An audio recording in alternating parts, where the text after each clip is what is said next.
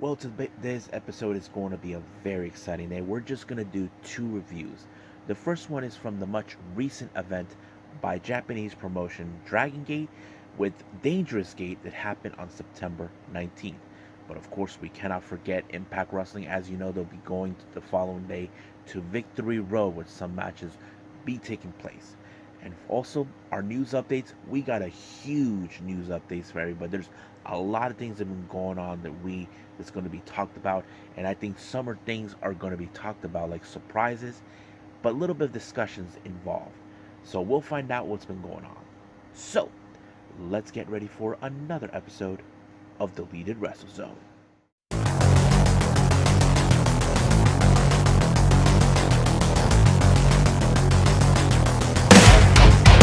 Are you ready? Get up, get up! Get up, get up! Get up, get up! Get up, get up! Get up, get up! Get up, get up!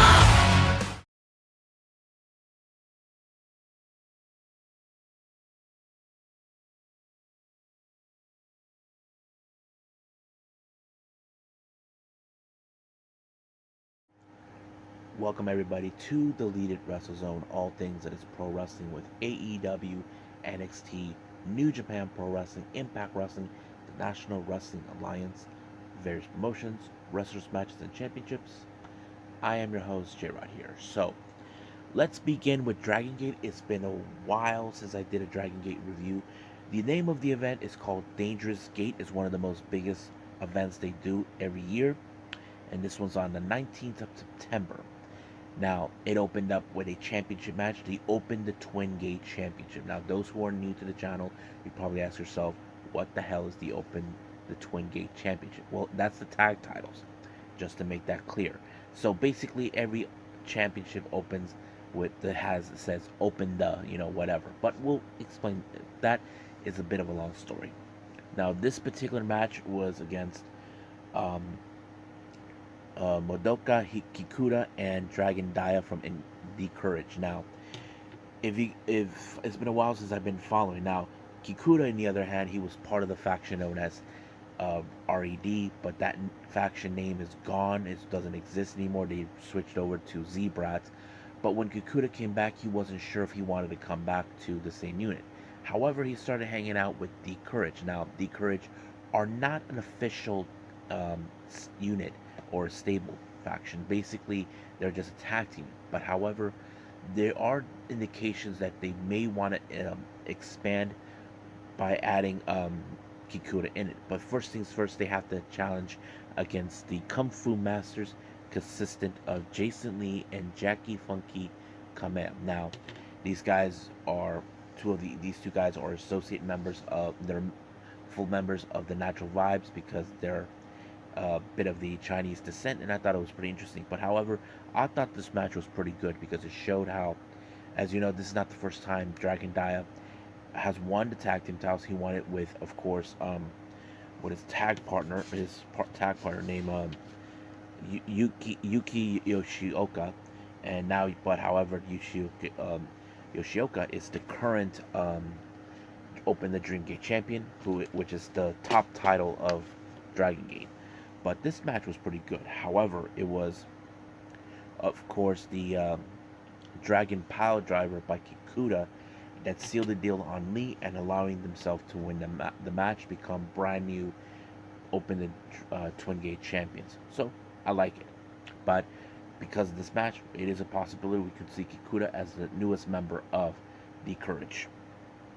Now, our next match is a bit of a one-on-one. We have the newcomer named Keito Nagoya versus uh, um, Yasushi Kanda. Now, this match didn't take long. I mean, Nagano, he actually is the new kid on the block. But however, it didn't go well because apparently Kanda applied the elbow drop and it put him in the win. But however, his friends, members of the 3K, will be in action later on.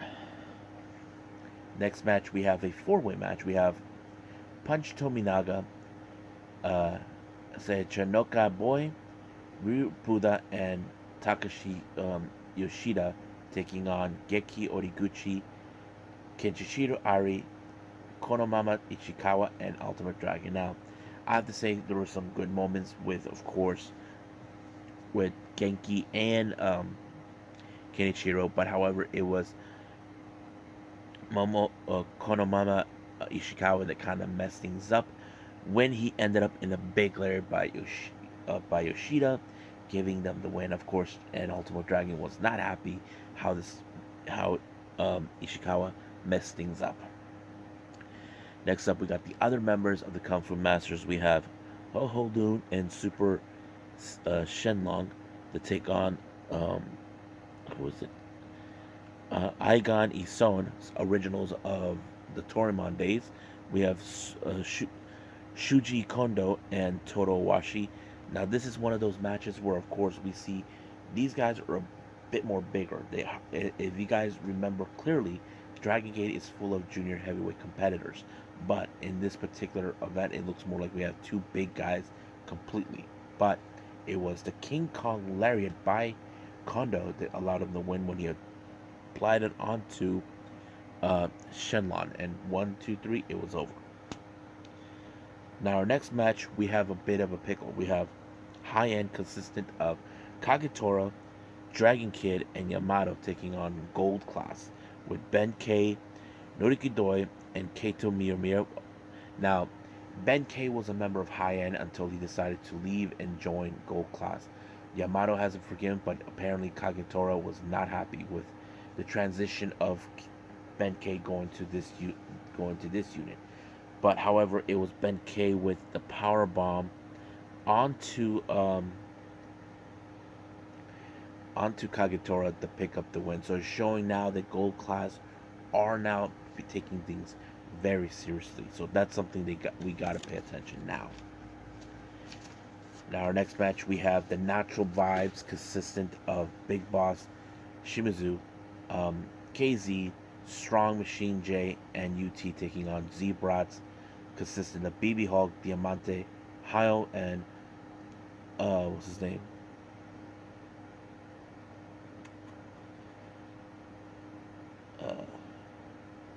Hayo. Oh yeah, and so anyway, this rivalry between Z-Brats and Natural Vibes has been going on longer. The reason this happened is because Jason Lee, who is a member of Natural Vibes, in the other hand, tried. Oh yeah, now I remember. Kai is a member. Was trying to recruit him to join because Shun Skywalker was the leader of the Masquerade until Jason Lee realized he couldn't trust him anymore after his antics. But however, they decided to bring, and Shun Skywalker targeted the leader of Natural Vibes, KZ, saying that he's an embarrassment and a disease that needs to be eradicated, that he's a cancer to pro wrestling because he believes that everybody else are in it to help him, that he's forcing them to do things that they did not want. Then, I mean, does that sound familiar? That's the same thing what Julia said about the Cosmic Angels, but this is different. But however, the match ended in the disqualification match, thanks to Hayon attacking KZ. But however, KZ was not going to let this go, so he demanded by Ryo Saito if he could restart the match into a no DQ, which it happened. Things would have gone the Natural Vibes way, but apparently they used powder on who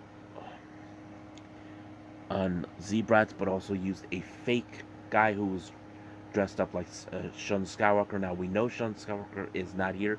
I'm assuming they must pay someone, but it did allow for Z-Brats to win the match.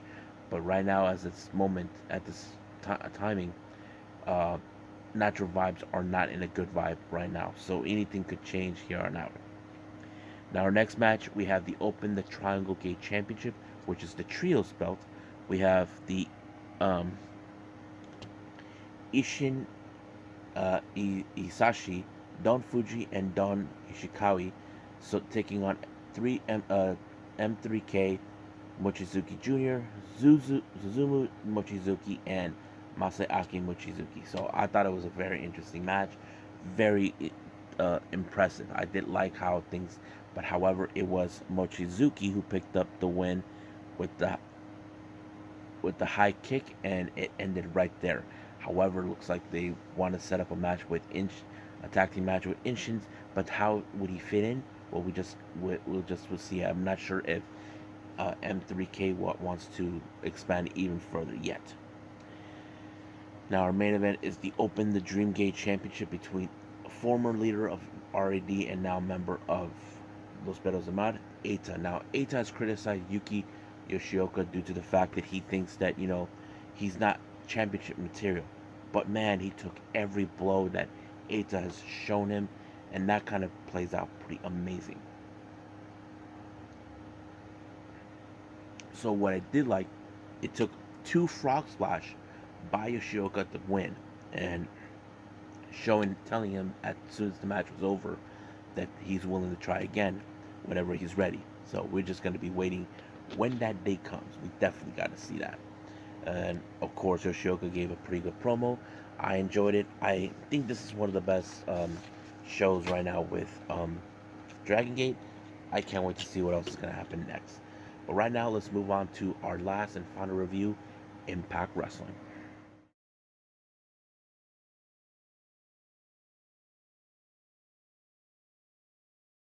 Alright, Impact Wrestling opened up with the Digital Media Championship in the suspended and a ladder match. Now, this particular match was put out because Bhupinder Gurjar has been trying to pursue this title for quite some time, but the so-called most professional wrestler was ducking him. But however, they decided the more decided to make this into a ladder match.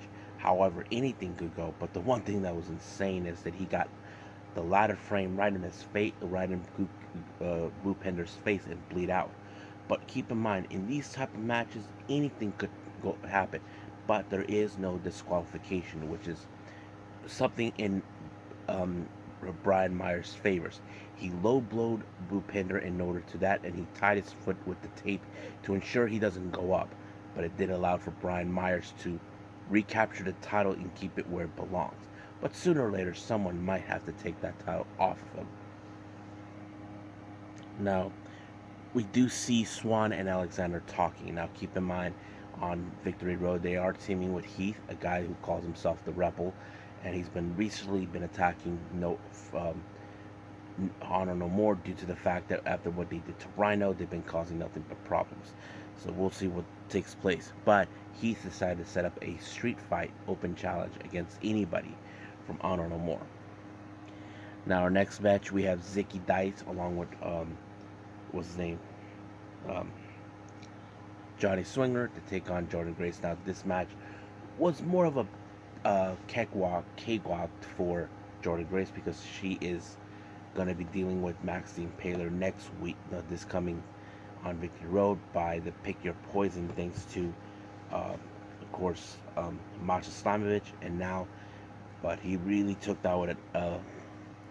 Ziggy Dice out with the Grace Driver, and that kind of ended right there for him. Now our next match is a very interesting. These participants will be part of the Triple Revolver X Division title #1 contendership, or whatever it's called. We have Black Toulouse versus Laredo Kid versus Alex Zane versus Trey Miguel and versus Mia Yim. I thought this match was good because this is the second woman so far challenged for the X Division. The first one was, of course, Jordan Grace, but it was great to see she was doing that. She even got headbutted by Black Toulouse. I was impressed. But, however, it was, of course, Black Toulouse who picked up the win with the Destination Hellhole onto Alex Zane. So that kind of puts it in the big spring. Kind of goes, oh man, that didn't happen. But yeah. Now, as you know, recently we have been seeing changes with Violent by Design.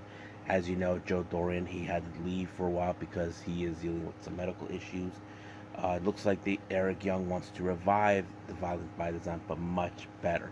So that kind of tells it all. Kind of reminds me a little bit of the Karate Kid, and Cobra Kai, that sort of thing. Now, our next match, we have the Open Challenge Street Fight by Heath against anybody from Honor No More. PCO answered the call, but Eddie Edwards was not 100% okay with the idea. But of course, he may have no other choice but to allow him due to the fact that he's a monster. Basically, he's just not afraid. But the match was great. It was so great because it was a street. It was basically a street fight. That sort of thing. But yeah, of course, but the biggest mess was that he tossed PCO off the damn stage, landed in a stack of chairs right there, and then Honor Moore tried to finish him off. Luckily, Swan and Alexander showed up, but it was, of course, the wake-up call by Heath onto PCO and landed him on the stack of ladders. So I thought that was a great moment to see. I was like, wow, pretty cool. So I loved it. Now, our next match, we have a bit of an interesting tag match. The winner of this match will be facing Honor No More for the Impact Wrestling World Tag Team Champions. We have Aussie Open, Kyle Fletcher and Mark Davis versus our guys, Corbin and of course, what's his name, Shelly. And I thought this match was great, but the dynamics of this is like you got Aussie Open, a bunch of bigger guys, but that did not stop them until finally they applied their finisher move on them, where the stun guns, and that kind of goes, wow, pretty good. I like it. Now, we do get an interview with Tasha Steelz. It was already been confirmed that she'll be facing against Killer Kelly. They want to take her out of the equation, but she was too smart of that. So she still has that smile, if anybody sees. Now, Giselle Shaw, as you know, she has an important match coming up where she'll be facing, what's her name? What's her name again? Oh yeah, Mickey James. Basically, sorry guys, I'm falling asleep a little bit, but I'll be fine. Anyway, and she's saying that she could be the one who take her out of the equation, make sure she goes home where she should be. So this is going to be an interesting matchup. So we are yet to see. Now we do have the little contract signing for the Barbed Wire Massacre that's taking place, but of course we're seeing Moose and Steve Macklin are still not in good terms after they tried to stab each other in the back, and I think that kind of worked. But Sam McCallum always had something up his sleeve, and that's what he is. He played out a pretty good hand. So basically, we can't wait to see what's going to happen tomorrow for Barbed Wire, something like that. Barbed Wire Massacre taking place on the real soon. So yeah, I think that's pretty much it. What we have with Impact, I believe it's time for some news updates.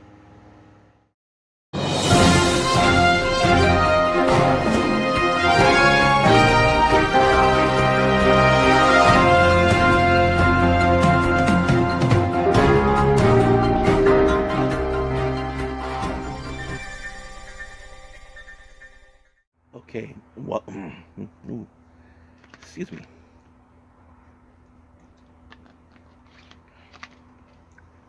Okay, now welcome to our news updates. Now, before I proceed, I want everybody to know this is one of the biggest news updates I've ever done.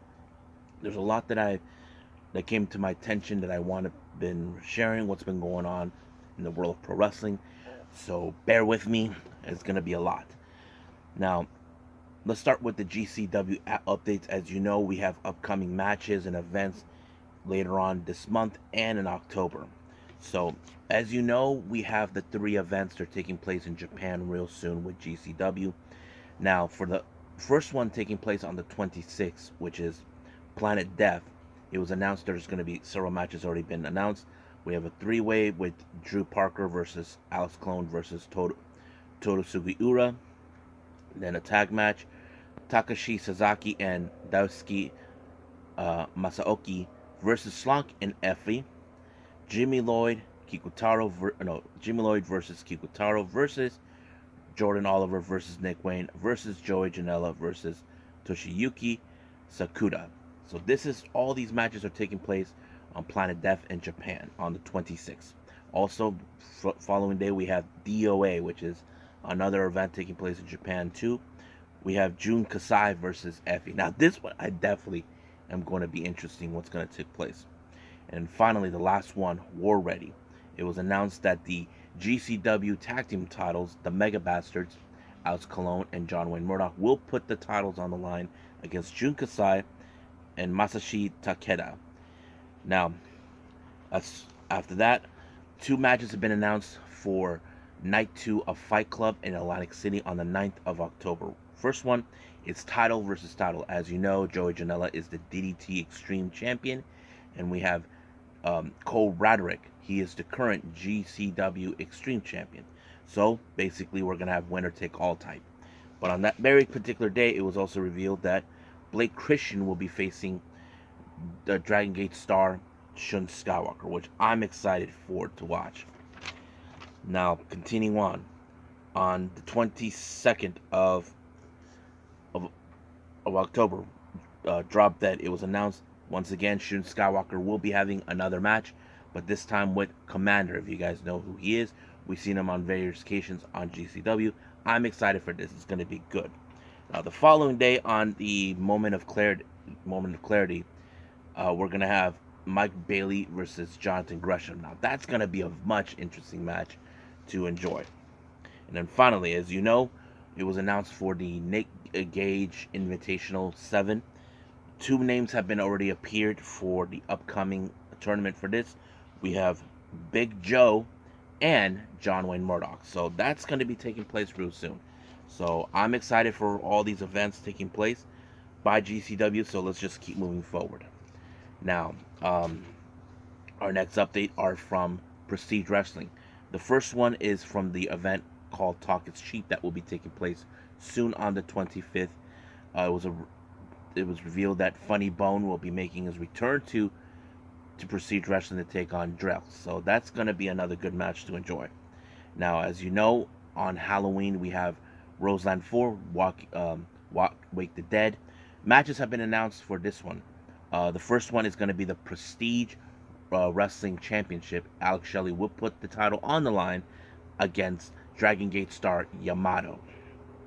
Now, the following one, this one is definitely one I definitely want to see, and that is Jungle Kiona versus Deonna Purrazzo. Now, these two ladies know each other pretty well. If you guys have been aware, Deonna Purrazzo did her little tour in Japan too. I'm assuming they're familiar. So we're gonna see how this one's gonna play out.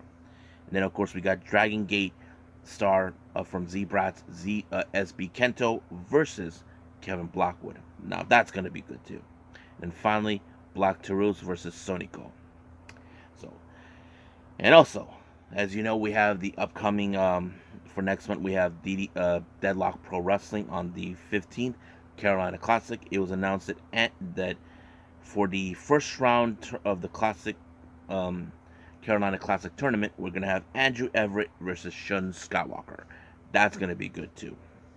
Now, as you guys know, we've been seeing a surge of Joshi wrestlers who are in the freelance world setting up events on their own. Like we have, of course, Prominence were doing that, Colors have been doing that, and of course, Nomads. Well, there's this group called themselves Heat Hearts, consistent of veteran Yumiko Hoda and Riko Kawahara, who I enjoy watching her wrestle. And of course, when she does her opening of they announced there's going to be an event there they'll be producing, and this is for Riko Kawahara's 4th anniversary. So basically, this will be her anniversary as a wrestler when she first debuted. It'll be taking place on the 18th of November. So it's going to be in Shinjuku Face. It was already announced for 2 matches on the card. We don't know if there's any more, but I'll stay up top of this one as well. We have Yumiko Hoda taking on Saru Inouye, which is good. And then the next one is a trios match. We have Tai Hamna with Shozu Sekiguchi, Momotani versus the members of Colors such as Hikari Shimizu, Rina Mikura, and Yuko Sakurai. So according, there's going to be more information coming on their Instagram page, so I'll be following along about that. Now, as you know, because of Ring of Honor was purchased by Tony Khan not too long ago, the question was, were we ever gonna have a TV deal? Well, apparently, a friend of mine got a tip and source on this. It turned out that Warner Media slash Discovery told Tony Khan that there is a place for Ring of Honor weekly television show. So we don't know much. So it looks like they're interested in having Ring of Honor to have their own separate show, but they're still in talks with this. So we will find out more once this thing progresses furthermore. Now, as you know, recently we saw the debut this past Wednesday by Saraya, formerly known as Paige. Now, the obvious question that we all ask, is she medically cleared?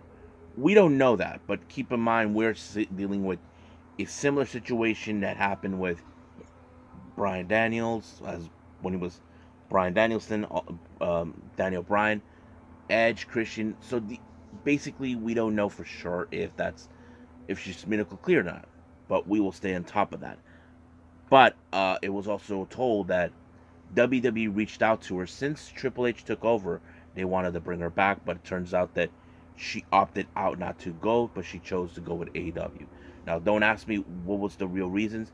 We still don't know yet what was her reasons. We sure definitely will be hearing that coming from her once we get more and more information on that. So we're just going to stick what we are being hearing, and then hopefully more collaboration to tell us what's been going on, and we'll see from there.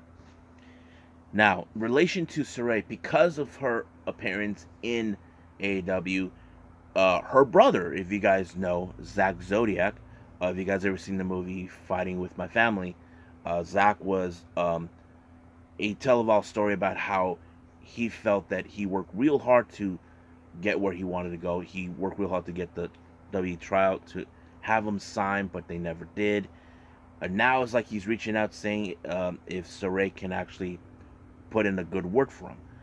To me, I feel like could be something. I feel we could definitely see that because look, I feel like maybe what WWE did, like they kind of said that maybe he's not good enough. That's always one of those questions because look, I'm not trying to compare people, but different stories.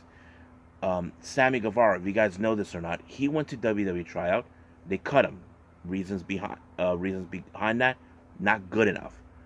What if that was the same thing with Zodiac? And look at Sammy; he's a big time star now. And if they can get Zack, maybe they could see WWE will see. Oh crap, I messed up. That's always been my assumption. What I think of it, but hopefully, if Saraya can put in a good word, I say I'm up for seeing Zack coming by to AEW. But only time will tell. We just don't know if Tony Khan will be interested. But if I was Tony Khan, I would put him on a bit of a trial in AEW Dark if that's possible. We have already seen wrestlers appearing in AEW Dark to see what they can do. So that's obviously my presumption. If that's the case, what's going to happen if Tony Khan is interested. Now, good news for all Konosuke Takeshita fans here in the U.S. It was announced that he will be making his return to the U.S. in October. I'm sure everybody's going to be so happy to see him. I know we're going to all go nuts, and especially wrestlers who wrestled against him, they're going to be extremely happy. Now, interesting development came in from SEAdLINNG recently. As you know, today is the 22nd. Saki had two events that she had to appear. The first one, I believe, was SEAdLINNG, and the other was Stardom. But, however, the situation with SEAdLINNG, as she had a match with Yuko Sakurai, her fellow Colors member. Apparently, in the main event was the Beyond the Sea tag team titles, where, of course, La Frescas Ogaistas, consistent mostly with Makoto and Asuka, aka Veni, retained the titles. But, however, Saki and Yuko they issued a challenge for those tag titles, and of course they gladly accepted, and that's going to take place on the 19th. Now, what I find interesting about this, Saki already has two tag team championships right now. Currently, she's holding. Right now, she is Hold on, let me pull it up because I have it on my phone that I saved it up. God damn it.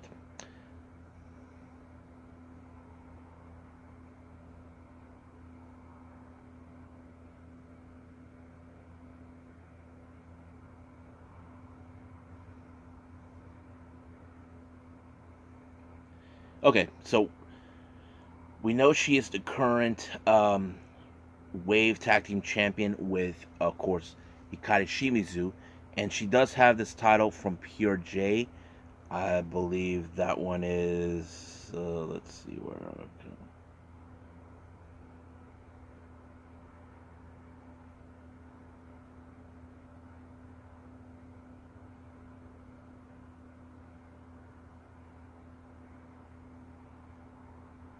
Okay, she's Daily Sports Women's Tag Team Champions with another tag team partner named Raiding Hagane. This one is from the Pure J promotion. So right now she's gonna wants to add a third one. Now, coincidentally, will be around the time that Hikari Shimizu will be out on excursion to Mexico, because she will be competing at the Grand Prix on the 22nd. So it would make sense. But this is the first time I see her teaming with Yuko Sakurai. I never seen her team up with any of the other members in tag teams, especially if it's um, a four-way or like a trios or quartet. That is the one thing I have noticed. But she normally teams up with Hikari Shimizu.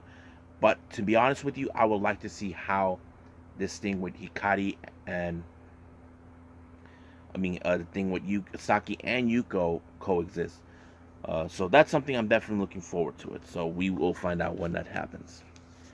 Now, our last update here. This one is the best for last that I definitely want to save for all of you. It was announced. Now, this was on the Stardom recent show on the that took place. As you know, we got the IWGP Women's Championship tournament, and it was already announced that, of course, we have the international bracket. Ava versus Alpha Female will be taking place on night 2 of Royal Quest, but there was an open spot. We don't know who was going to take that spot until it was revealed KAIRI will be making her position as the third entrance. Now, I know some of you are questioning, wait a minute, isn't she with Stardom? That's it. But you got to remember, KAIRI has wrestled in an international level. This is the same kind of situation we saw with Riho when it came with the AEW Women's Championship elimination that took place last year. Riho was in the U.S. bracket, and some of you thought, okay, because she's been wrestling with this promotion ever since then, with AEW since then, but now it would make sense for KAIRI to be in the international bracket. So whoever wins between Alpha Female and Ava, she'll be facing them later on. I believe that's going to take place during the semifinals of the Goddesses of Stardom Tag League on the 22nd of October. So that is something we definitely going to see. So we don't know who's going to win, but we do know that that match between Ava and Alpha Female will take place on the 2nd of October. So we'll be staying close. Now, relations to that, keep in mind, we do know we have the 4 Stardom entrants, entrance in the tournament. We have, of course, Julia, Starlight Kid, Mayu Iwatani, and Utami Ashita. These are 4 leaders of the respected factions from Odatai, DDM, Stars, and Queen's Quest. But, however, they're going to be they'll be determined by overall points in the 5-star Grand Prix. So we don't know for sure if we'll see any of the 4 being in the Stardom bracket, or there'll be new faces be involved. That's something I've been hearing about, but we'll find out since then. So basically, if Sudi and Tam do well in the last remaining matches, then it's a possibility either 1 or 2, or probably not, will be in the tournament. So we'll find out soon enough about that. So, so I think that's pretty much it. What we got with the news updates. I believe it's time to call it a day. Well, I hope everybody enjoys this episode. Coming up, we have, of course, AEW Rampage and NXT Level Up. Now, I haven't decided yet what I'm going to throw in before anything else, so just stand by on that. I'm still waiting for watchprowrestling.org to upload the last few Stardom events. As you know, we had shows during this past weekend. We got new ones coming up, and of course, the showcase number 2, which is going to be interesting, will be making its way too. Um, but as I mentioned before, we are getting closer to the end of the 5-star Grand Prix, which was a total banger because we got definitely going to be seeing. I had to follow a lot of the tournament stuff, but that's pretty good right there. But let's just see what happens in the end. But right now, let's just go what we can do right now. As I mentioned, AEW Rampage and NXT Level Up. But keep in mind, Rampage is a 2-hour episode. So we'll see what happens then. And we'll just move forward. So I'll see you guys in the next DWZ time. Same DWZ channel. I must bid all of you adieu. So, goodbye. And have a nice day. Bang.